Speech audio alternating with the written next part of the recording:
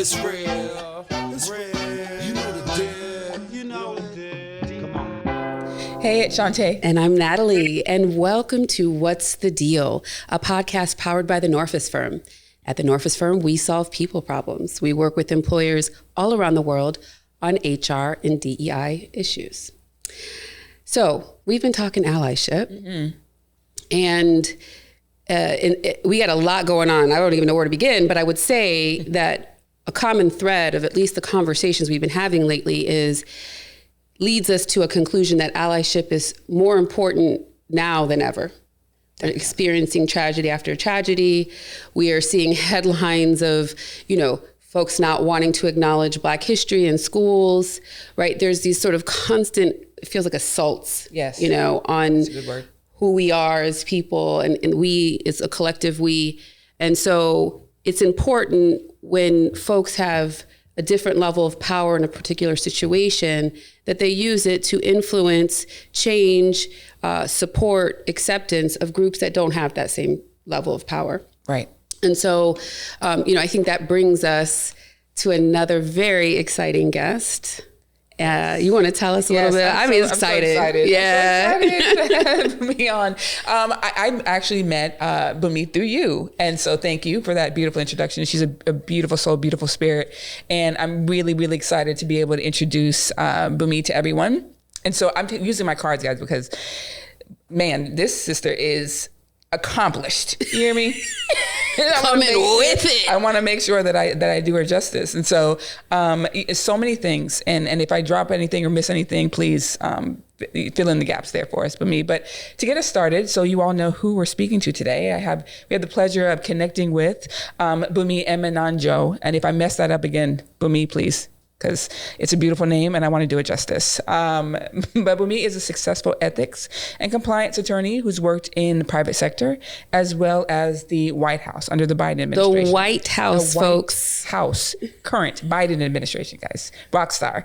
But she has so much more going on. Like you have a background in biology and bioscience, right? So I made like that science kind of technical background. And then she's also an author. So she's creative, right? Yeah. 2 books I think are coming out and set to come out in 2023. So using both sides of the brain, which I'm always a fan of anyone who can do that. You're a fake engineer, as you love to tell people. And a musician. So I love. And a real musician and a real engineer, really. But I mean, hey, not about me. It's about Bunmi today. And so yes, 2 books coming out, set to come out in 2023, as well as owning her own book curation company, Atlas Books, and a leader in the global discourse around representation, diverse representation in children's literature. Like that's a mouthful, guys. Like it's a lot that this very young woman has been able to accomplish. And so welcome, Bunmi. And before we actually welcome. Okay, yes. I just have to point out something that I think probably provides the baseline for everything that Bunmi has accomplished and is yet to accomplish, because I am very much convinced that we have not seen the best of her yet, is resilience. Yeah. And we've talked about resilience a significant bit lately, because a lot of what we've just talked about requires it. Oh yeah. My God. Everyone needs more resilience. And so something that Bunmi shared with me is how she arrived in the U.S. That's a great story. And Bunmi is originally from Nigeria.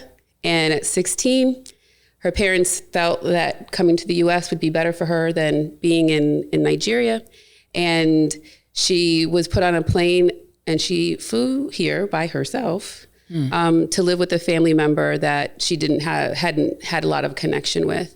And you think about that, and when I hear that, and I think, wow, okay, I think about my 16 and obviously different situations, but to come to a place that is away from everyone, so far away. Really away from everyone that you love, and find your way, really exemplifies resilience. Find your way to the White House. The White House, y'all. Nice. All right. Okay. All right. If you can't tell, we love her. So we love shared language, Bunmi, and for people to understand what we mean when we're talking about certain terms. So this time we'd like to kick it off to you in terms of when you hear the word ally or you think of allyship, what does that mean to you?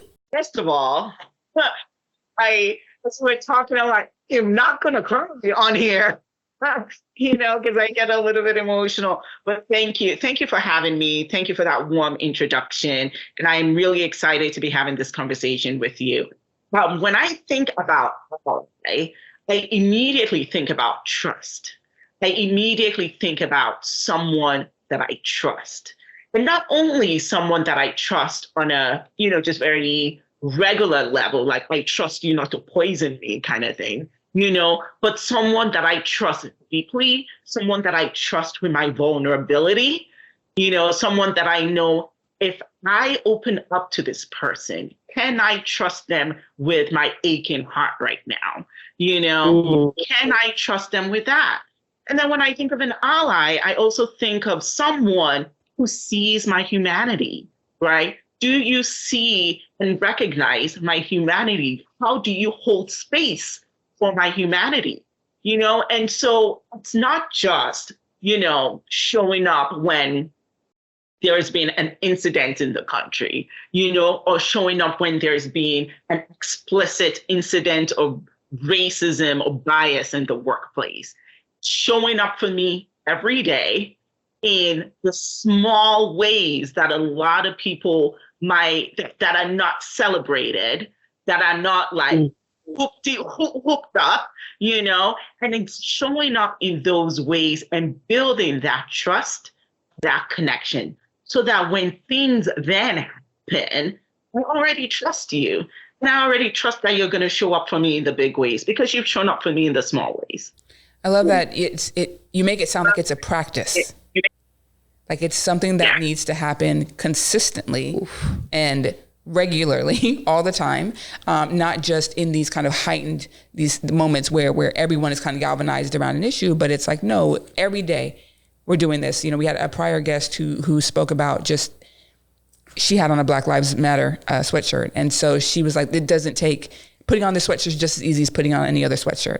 And when she said that to me, it felt like this is just who I am. This is how I show up in the world. This is how I show up for people. It's not performative. It just is. And I think that's the energy that you speak to. And if you don't mind talking a little bit about the performative piece, because I think when this is eloquent way that you've talked about it, it is like a practice. And we've talked a lot about how frustrating it is when people show up when there's an incident. So what's your perspective on sort of the performative allyship? And that's the thing is, if you truly want to be an ally, you have to show up in a way that counts, in a way that's valuable. Like what is going to have the most impact, right? And that performative allyship doesn't have as much impact as you think it has. Because the performative allyship almost feels like it's more about the ally than the people being oppressed, And so it is, right? And so if you're an ally, it boils down to something you and I talk about, Natalie, which is what is your intention? What is your ultimate objective? And if your ultimate objective is to impact change, if your ultimate intention is to actually make a difference and impact and create change that will move the country forward, right, in a way that creates equity for the oppressed and the marginalized, that's truly your objective, and that's truly the impact you want to have. Formative allyship doesn't really get you there. It doesn't, right? In the everyday. So then when you actually get to a point when you can actually make an impact, your actions go a lot further. And right? I think it's that piece of what you talked about earlier around trust. Mm-hmm. If I'm only seeing you put out something, a misused MLK quote on MLK Day, or I'm only seeing you speak about injustice when really big issues are out there, and I'm only seeing you post about it, right? And it's not that you're doing anything between. I can't trust that. And I think that goes to what you were talking about earlier when you're talking about building that trust. Is it comes from the mundane. Mm-hmm.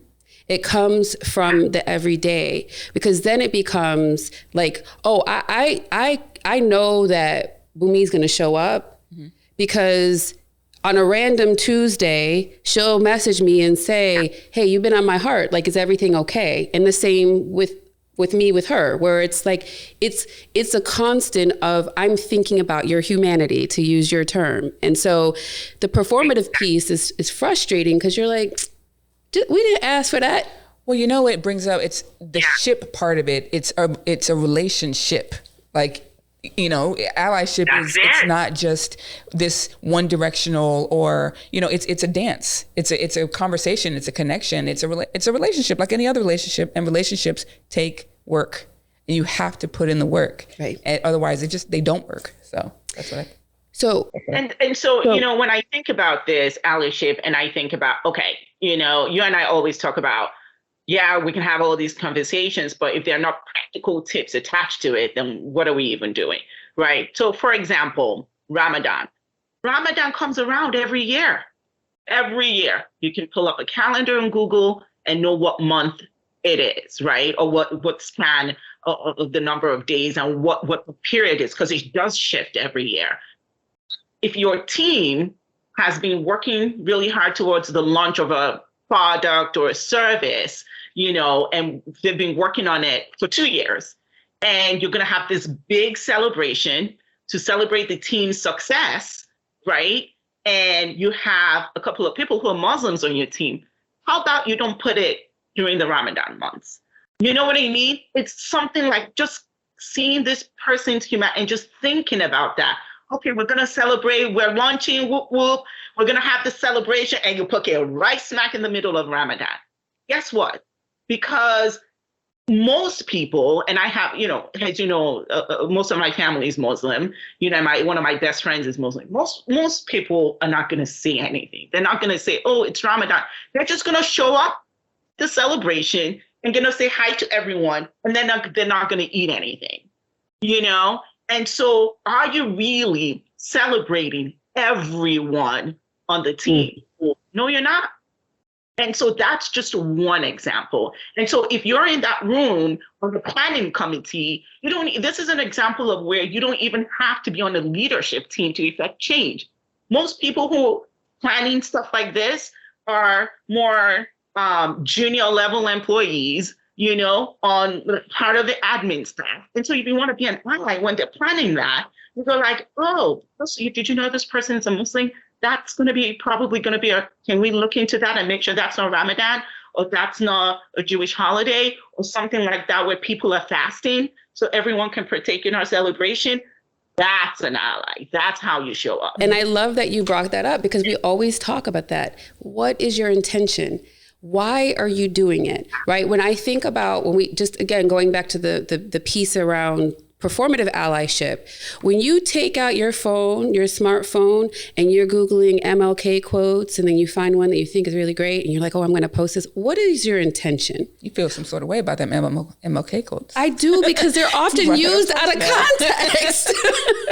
And it's like, what's happening, folks? But just, it's that pause that we speak about a lot. What are you trying to communicate here when you do this, right?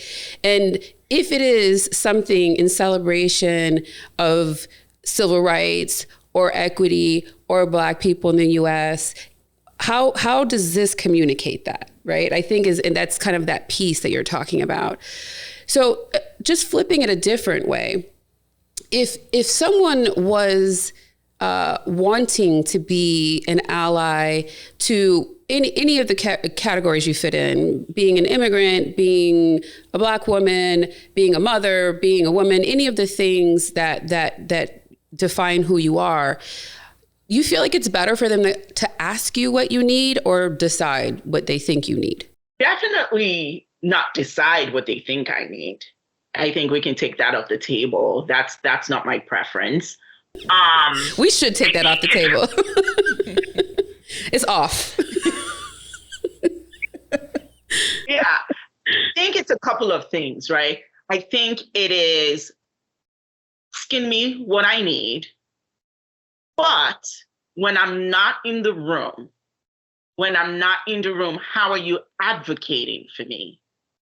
How are you giving me access information, because here's the thing, you can ask me what I need, right? And I can tell you. I can only tell you to the extent that I know. I don't know what I don't know, right? So it's one, asking me what I need. Two, advocating for me when I'm not in the room. But also three, giving me access to information so I can be better informed to tell you what I need, right? And so it could be, for example, in the workplace, right?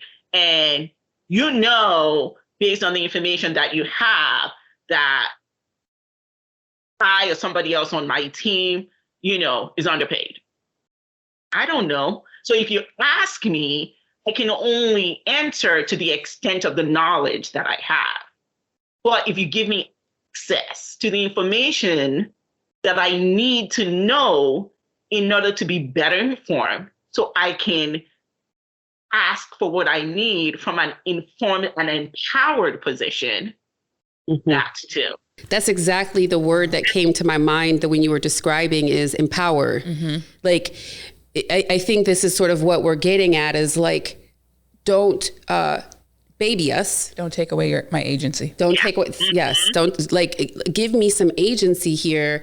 And again, I think that's where, like, again, just to use our relationship, where we've succeeded, where it's like, hey, I know some stuff you don't know, sis. So here, look, let me give this to you. And the same thing back and forth. But this also gets at that concept that we've been speaking about a lot lately, that there's a room and there's a room. And a lot of times, you know, we talk to people of color who are in positions like in their companies that they, you know, they're in a leadership role, but they often feel like they're not in the actual room, right? By title, they're in a room, but then there's a whole nother room where all these different discussions happen. I think, which gets at your point of, if you're an ally and you're in a position of power that I'm not, share some of it with me, right? And I think that the thing that sometimes thwarts that or discourages that is that people look at power as a finite thing. Right. And I talk about this a lot. Like, a lot of folks, especially folks that are in positions to be allies, look at like power as a pie. And if I give you a piece of my pie, then I'm less powerful.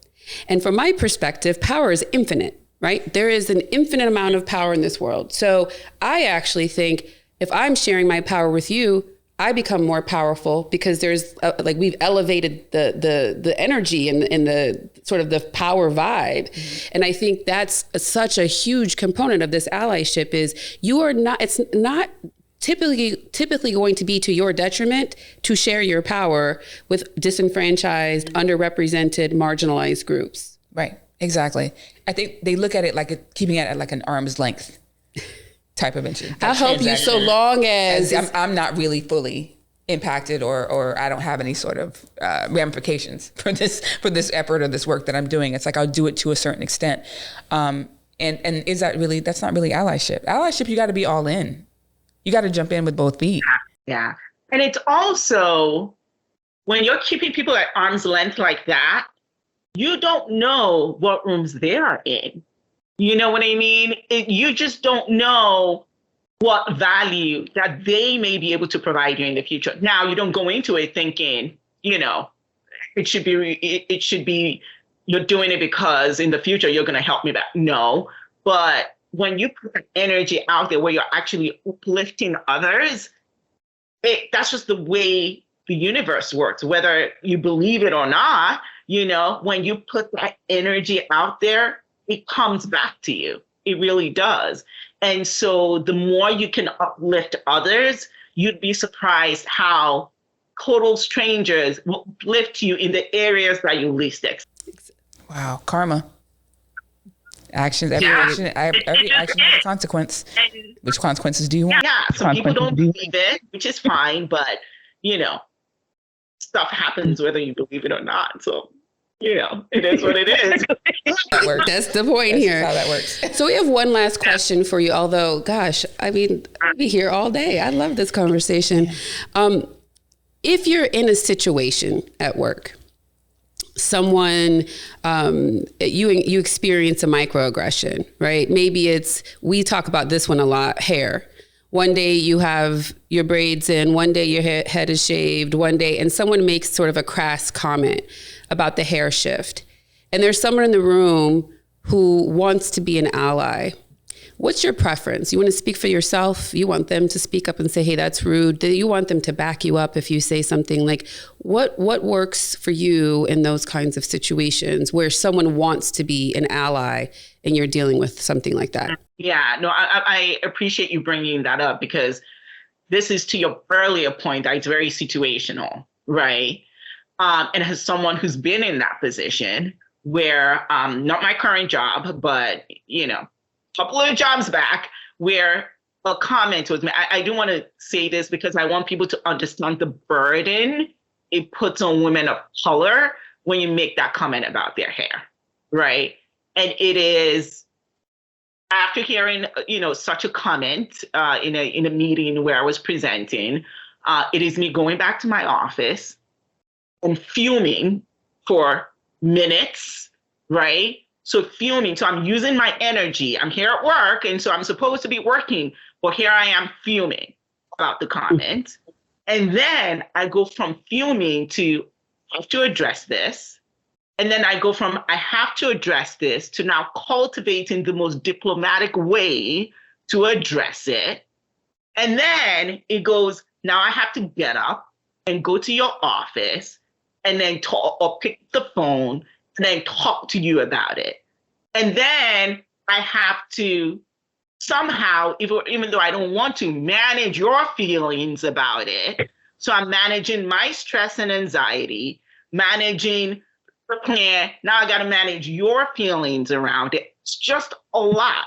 And so from a work efficiency standpoint, I have now spent an hour when I should be working and doing all these things on my to-do list, addressing this, right? And so I just want to say that so people understand, and that's just a very snapshot of what's involved in that. Not only my energy, but time and, those resources.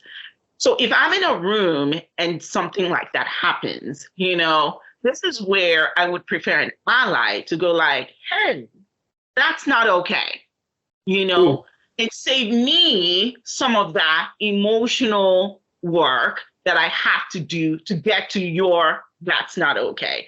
Because the thing is, different people, depending on their personalities, are going to react in different ways. Some people may end up not even saying anything at all, and it's just another microaggression, another razor cut, in this thing that we call microaggressions. And so I would prefer an ally, just immediately nip it in the bud, so I don't go that spiral that inevitably would happen, and just say, no, that's not okay.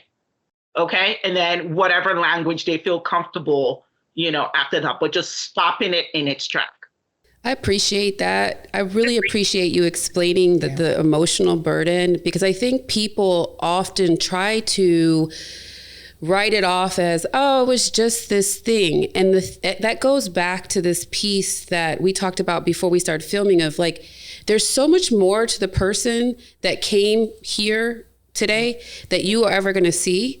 And so you don't know how many times someone has made that comment to the person. You don't know sort of some of the history around hair and how we deal with, Shanté and I actually had this conversation last night because I was just frustrated earlier this week because sometimes the hair thing just interferes with working out in multiple ways, right?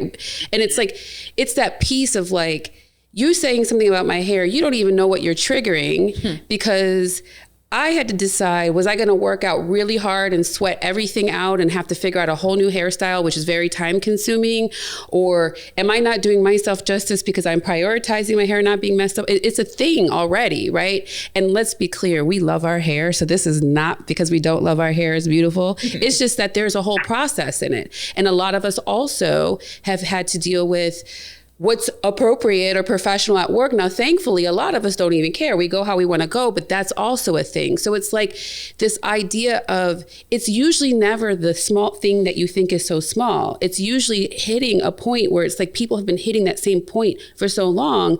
And it does cause some spiraling because you're like, are we really still here? Are we really still dealing with this? So really appreciate that.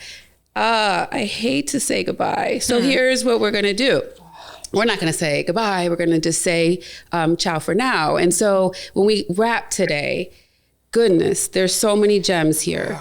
So many good things that we can get into. Intentionality. Yes. Why are you doing the thing you're doing to try to help others? Yes. Understanding that people are coming to the table with many different hurts, traumas, triggers. So small things can be big. Yes. That it is important to not only ask people what they need, but share information they may not have. And understanding that power is infinite. Bunmi, thank you so much for joining us. Thank you all for joining us, and we will be back.